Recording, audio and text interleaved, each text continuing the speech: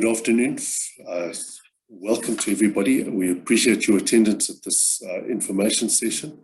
I would like to reflect today. I'm going to be speaking about how you can get your taxes back from SARS and invest it in something that will be of benefit not just to you, but also to the communities, and largely how if we're going to invest, how are we going to actually reflect that and apply that investment in the, for your benefit. So we're going to be talking about Section 12J specifically in general, and then what we're going to be doing is then also talking about the structured project that we have. We start off with a disclaimer just to say that this is an information session. It's not advice, and the primary purpose of this is in fact to generate some benefit and information for you to discuss with your financial advisors subsequently. I'm going to talk about Section 12J of the Income Tax Act first, and then look at the impact empowerment ventures is proposing, and then look at the smart structuring that we can actually generate. How does Section 12J work? Effectively, if you invest in a Section 12J vehicle, you can get a deduction off your tax. It works very similar to, say, a retirement annuity. The retirement annuity, you make your contributions. SARS would have taken tax from your salary, not assuming you've done it through RA. When you do the RA, it reduces your income for which you're liable for tax, and you get some back. Section 12J works very similarly to this. So basically, if you invest R1 million, and we use that as a base example, you invest R1 million into a Section 12J venture capital company, you then get an investment of R1 million, and that investment allows you to deduct that from your income tax. So if you earned R1 million, your income then is R1 million, from which SARS will want about 350,000 Rand in taxes. Your then assessment is your R1 million income minus your R1 million that you made, investment that you made, leaves you with zero for income tax purposes for that year. That 350,000 Rand that SARS took from you, you get back. So that means your R1 million investment actually only costs you 650,000 Rand. It all depends on where your marginal tax rate is in terms of how much you get back. But that is Section 12J. It's patient capital. You have to be invested for 5 years, and there's nothing to be afraid of. It's part of the tax legislation. There's no, you don't give SARS a surprise that, oops, your taxes are going to go. They expect this investment. Once you've made it, we registered with SARS. There is no problem with the e-filing system when you actually record your investment with them. And that is a fairly smooth, it's a mechanism that you use. And there's, as I say, we haven't experienced any problems with SARS, and one doesn't need to do any questioning.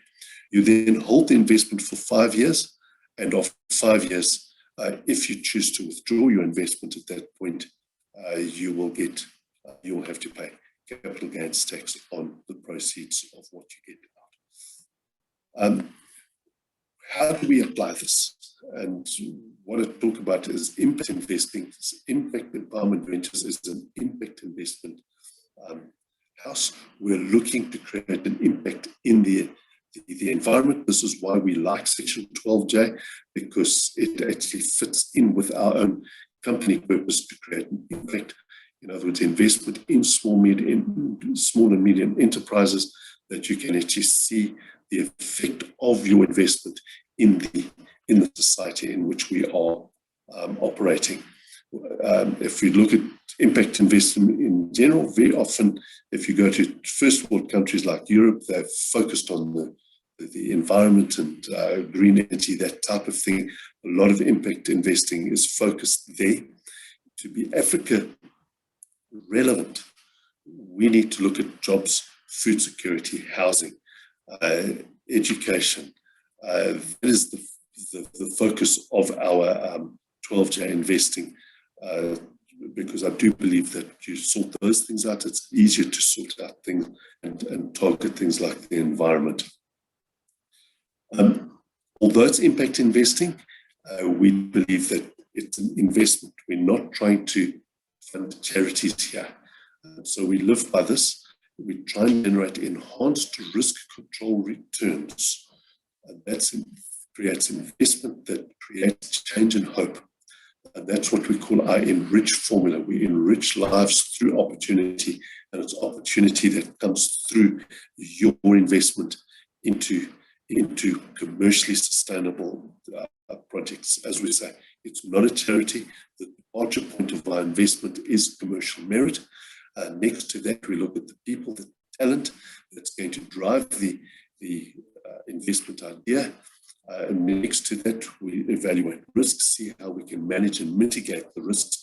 In other words, look at risk as a means of enhancing the prospect of commercial success. We cannot avoid risk. We see risk all over the show, but it's important that we do that. And then technology. We're in the small, medium enterprise space, and the fourth industrial revolution really allows small businesses to start competing with big businesses, really for the first time in several decades. That's the fourth industrial revolution. It's about mass customization rather than mass production. And that is basically the difference that technology can make. We embrace technology as part of wherever we can embed it in our investment, we do so. But part of the problem of Section 12J is that if you're going to make that investment, it's a lot of money to come up with. Where do we get that R1 million or 2 million rand or whatever one needs to invest to access the tax benefit? And this is where we start off with the structure.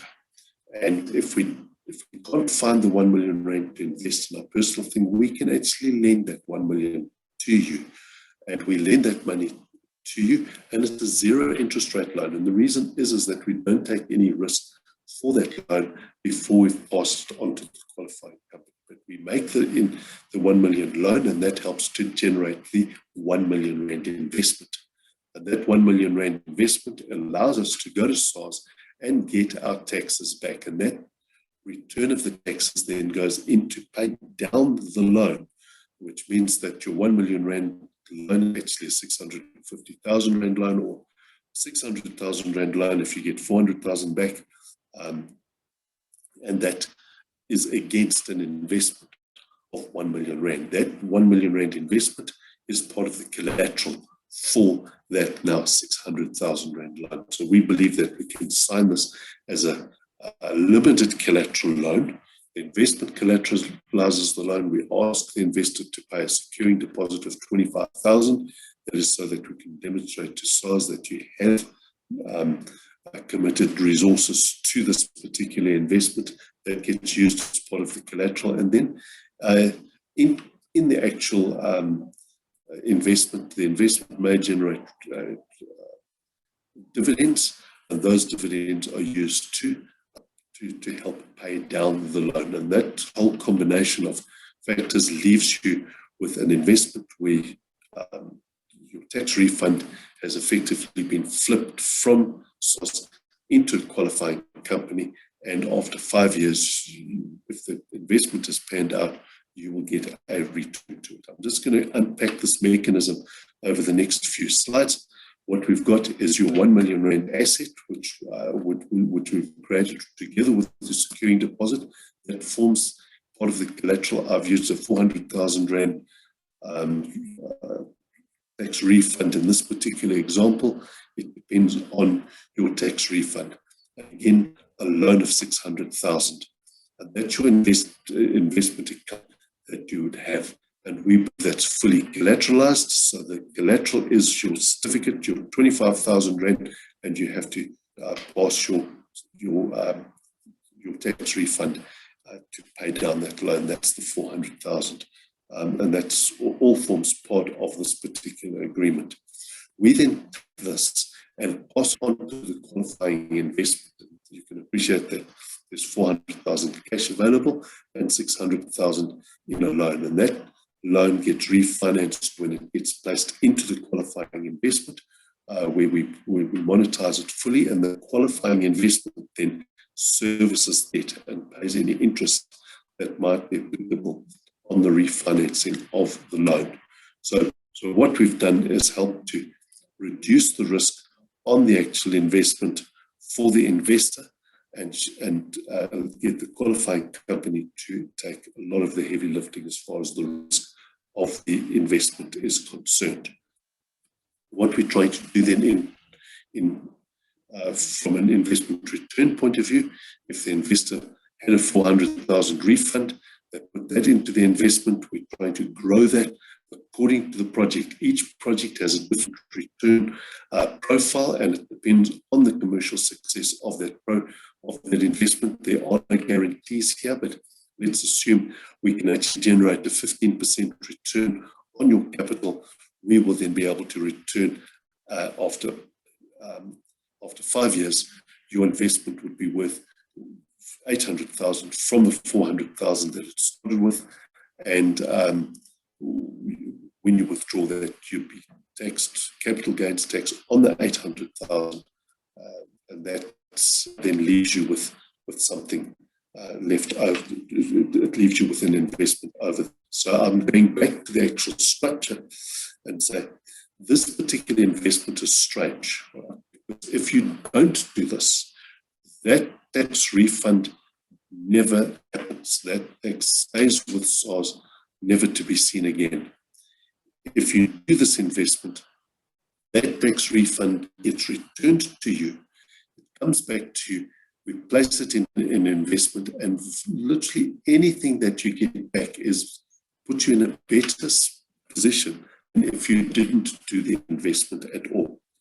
Okay, and that's the point. There's a lot of upside that gets generated with that.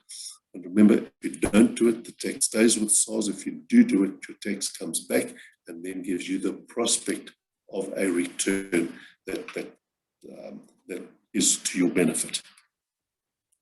So how do you actually access this? It's actually quite simple. We start with what we call as a commitment to invest form, right? And who can invest? It's almost any entity that is paying income tax. So companies can invest, individuals can invest, trusts can invest, and it's the income tax portion. It's not other forms of taxes, it's income taxes that are important. We can also put individuals together as partners. So if somebody doesn't have sufficient income, we can partner them with somebody else so that the joint income threshold is over the 1 million rand mark. The minimum investment is R1 million. It's a commitment of R1 million, which we finance entirely through the loan structure. A maximum of 2.5 million for individual investors and trusts, but companies can actually put in as much as 5 million rand committed to that. So we start off with the commitment to invest. We then, the security deposit gets put in place, and then there's the required documentation. There's the loan agreement and the investment agreement that follows once step 1 and 2 are in place. We can be contacted at 12j@impactinafrica.com or s12j@impactinafrica.com, and then our phone numbers are also available. So from my point of view, thank you very much. I do believe that we've got a strong team here that can access this investment. If I could leave that, there's our contact details. That's basically what we can reflect for you to contact us and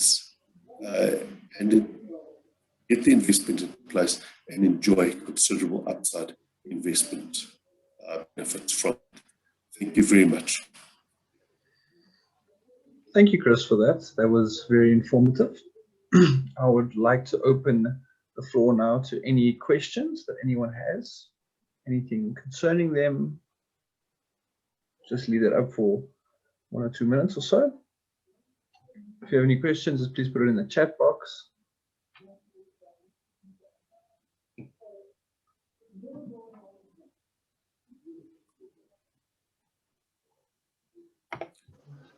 I want to find out, can I ask a question on the voice, or must I put it in the chat box? No, you can ask, it's not a problem. Okay, so I just wanted to find out something. The tax that you get to deposit into the J12 to start with, is it only a specific type of tax, like, or is it can it be capital gains tax? Because I've got a transaction that I'm going to be liable to pay capital gains tax on for the sale of shares in a company, and that amount is about 100 and something thousand rand. That will be capital gains, but I would rather, you know, take that and put it into a J12 situation, and then over 5 years get back the money, you know, and only pay capital gains on the interest part that I earned over the 5-year period. Am I understanding it correctly? That's correct. So capital gains counts as income tax. It's dealt with in the tax legislation as income tax. You know, in terms of, I know there's a portion that you included and don't. So the answer is very much you can shield your capital gains tax with this particular investment. So the answer is yes. If for instance, you were, it was a withdrawal from a pension fund, for instance, and that's on a separate tax table, that doesn't count. If it's VAT, it doesn't count. All right, it's income tax. Capital gains tax counts as income tax. So interest income, you can also shield the tax from that. I know there's quite a few concessions on interest, but for people who earn a lot of interest, this is a possibility as well. So it's salary income and also capital gains tax, yes. Okay, all right. So yeah, I'll definitely be interested in that. Can I just drop my email in the chat, and then you can send me some more information? Yes, certainly, Jacques. We'll get hold of you, and we'll follow up on that one. Thank you very much for your interest. It's a pleasure. Thank you. Are there any other questions? Any other concerns? Any other queries?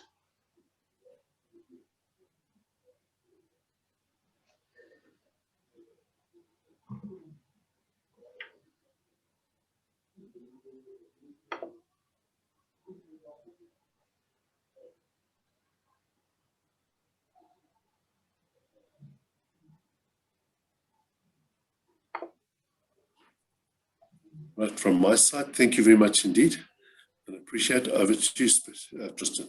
Okay, yeah. Thank you, Chris. I do see there's no other questions.